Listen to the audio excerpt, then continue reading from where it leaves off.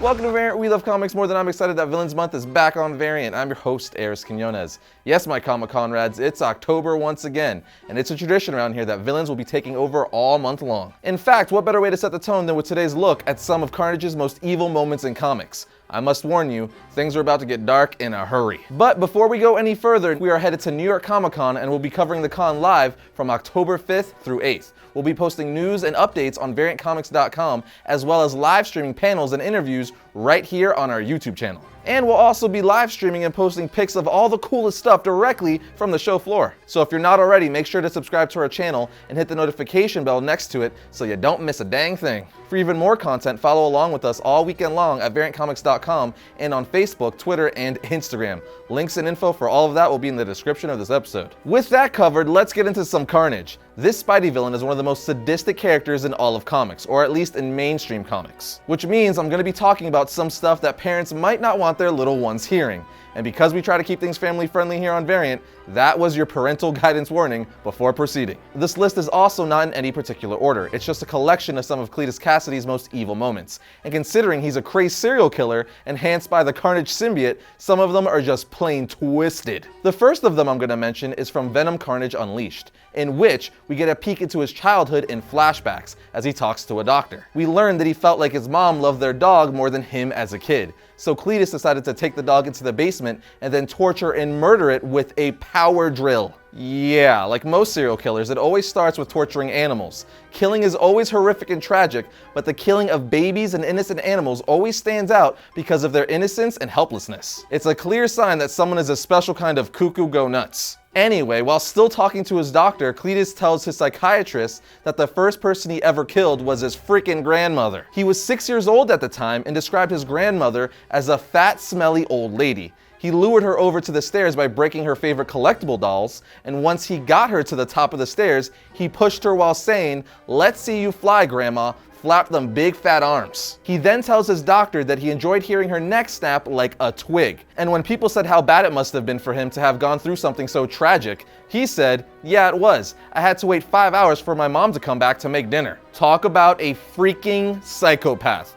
I'm already disturbed, and we're only 2 moments in, people. I don't even know if I'm gonna be able to top this next moment for the rest of the episode. It's that freaking evil. And I'm referring to the time Carnage took a baby straight from his mother's arms and threw him out the window. Long story short, Carnage breaks into an apartment during a fight with Spider-Man and Venom and steals a baby from a mom saying, "Yeah, I love them squealing little rugrats to death." Then uses his tendrils to throw the baby out the window of a multi-story building. Venom did manage to save the baby, but that doesn't diminish the fact that he senselessly attempted to murder a baby without a single thought. That's literally like the definition of evil. Next up is the moment during the Carnage USA storyline, where Carnage was able to create copies of his symbiote and use them to infect other people and then control them. He basically then creates a Carnage army by infecting a small town in Colorado, and then even manages to infect the Avengers before it's over. In the end, Spider-Man and Agent Venom defeat Carnage, but the story ends on a sad note when we find out that they weren't able to stop Carnage from killing a young girl who lived in the town. Point being, this freaking nutjob has a thing with killing kids.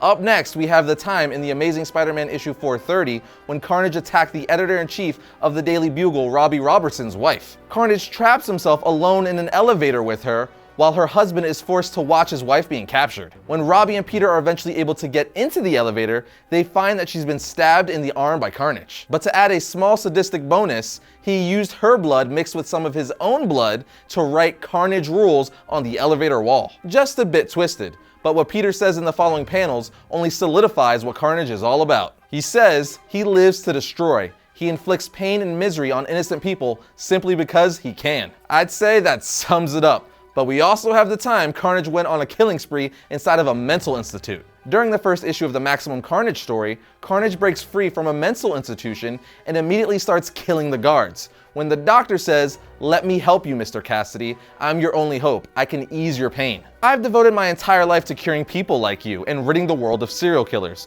Carnage replies by saying, "I'm deeply touched by your obvious sincerity, Dr. Pornella. Unfortunately, your entire life has been a sick joke and a total waste of time. Not only have you irresponsibly released the worst serial killer of all, but I'm going to celebrate my newfound freedom by slaying every inhabitant within your precious institute." He then proceeds to earn the name Carnage Carnage by killing every last person in the building. Moving on to the Carnage vs. Deadpool event, Carnage of course breaks out of prison, as he tends to do, and his first reign of terror freshly out of prison is to brutally kill an entire diner full of people. And I'm talking about he brutally killed them by stabbing some straight through the head with his tendrils, cutting a guy directly in half, chopping off both of another guy's arms, and stabbing yet another person in the eyes with his thumbs, blinding him, only proceeding to ask the rest of the diner, who's next? I keep saying it, but this guy is easily one of the most psychotic minds in all of Marvel, and definitely a top contender for all of comics. Speaking of, we get a glimpse inside the mind of Carnage in the comic called Carnage, It's a Wonderful Life. But clearly, it's not so wonderful. At one point in the comic, Security Chief Jameson and Dr. Kafka are transported inside the mind of Carnage after he infected both of them, violating them through their mouth and just their entire person. Once inside his mind, they get a glimpse at just how demented and twisted his thoughts are. One of the very first things they see is 3 noosed and hung Spider-Men just hanging there lifeless with the blood and guts and even a decapitated head from another Spider-Man nearby. In the next few panels, we see Spider-Man swing in and Carnage just say, "Let me start your tour with a friendly little neighborhood we love to call 1000 Ways to Kill Spider-Man." And he says this while chopping off Spider-Man's head. So to say he hates Spider-Man would be a huge understatement. Keeping the Carnage train rolling, we have the story Minimum Carnage, where a bunch of mini Carnages were formed and escaped the microverse, then decided to attack the normal universe. They escape by literally coming out of the pores of people and being coughed out in blood. Once they cross over into the normal world, this mini Carnage army literally started killing everyone, before eventually combining into one big Carnage, who yet again just wants to kill, and kill. If you weren't convinced already, the next evil moment I'm gonna mention is more serious proof for how evil Carnage really is. In the Spider-Man-Batman crossover, Carnage comes to Gotham and teams up with the Joker, or at least he tries to team up with the Joker, because even the Joker doesn't agree with the way Carnage kills. For instance, Carnage says in the comic, "Stupid plans. Stupid, man. So you spread your little plague and then the people of Gotham start to go insane and eventually die slow and horrible deaths. What a monumental waste of time." He goes on to say, "The fun of killing you, moron, is in the immediacy, in hearing them plead for mercy as you stand over their bloody bodies, peeling off their skin." Now I have to stop and point out again that he is saying this to the freaking Joker.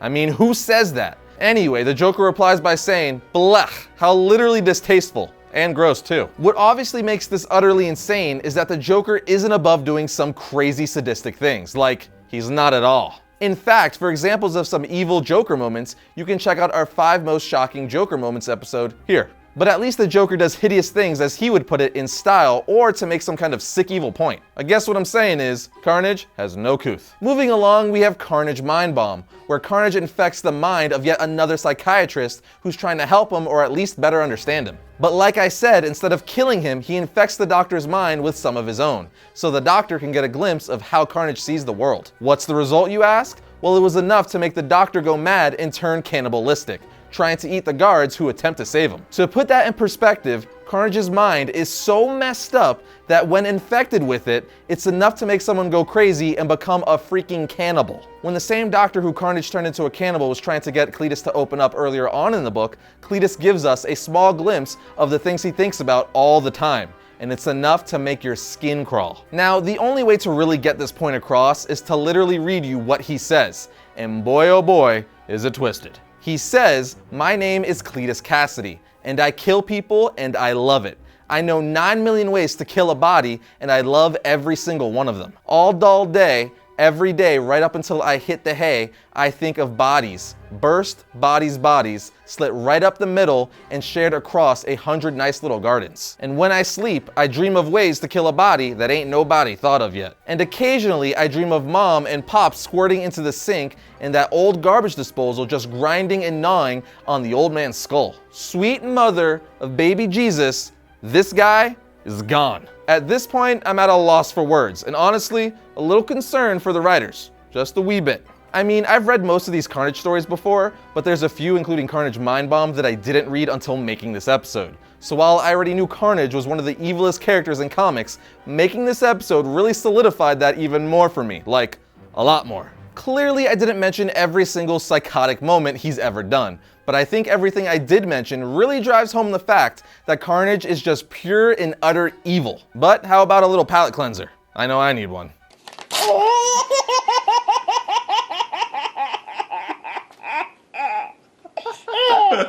That's better. Listen, I'm a new dad. Get off my back, guys. I'm gonna shave his balloon while talking. Why?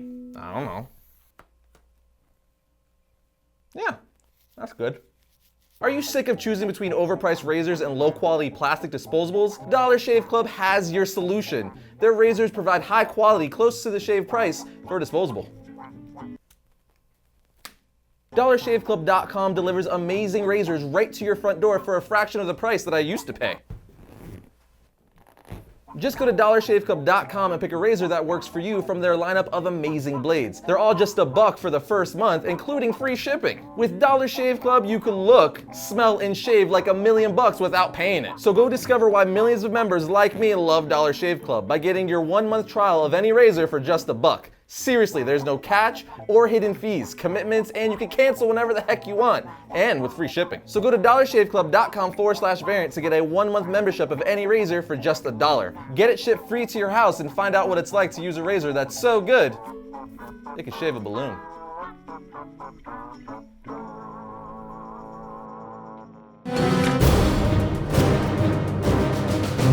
First up for Wednesday, October 4th, we have the Justice League issue 30. The Sovereign has come and she's brought Olympus with her. Now we have Star Wars Captain Phasma issue 3. This series gives us Captain Phasma's side of things and directly ties into Star Wars The Last Jedi. Here we have Venomverse issue 5. Simply put, if you're a Venom fan and you're not reading this, what's wrong with you? And finally we have Batman White Knight issue 1. This is essentially an Elseworld tale where the Joker is cured from his homicidal tendencies and goes by the name of Jack. He also sets out to save Gotham in a world where Batman has gone too far.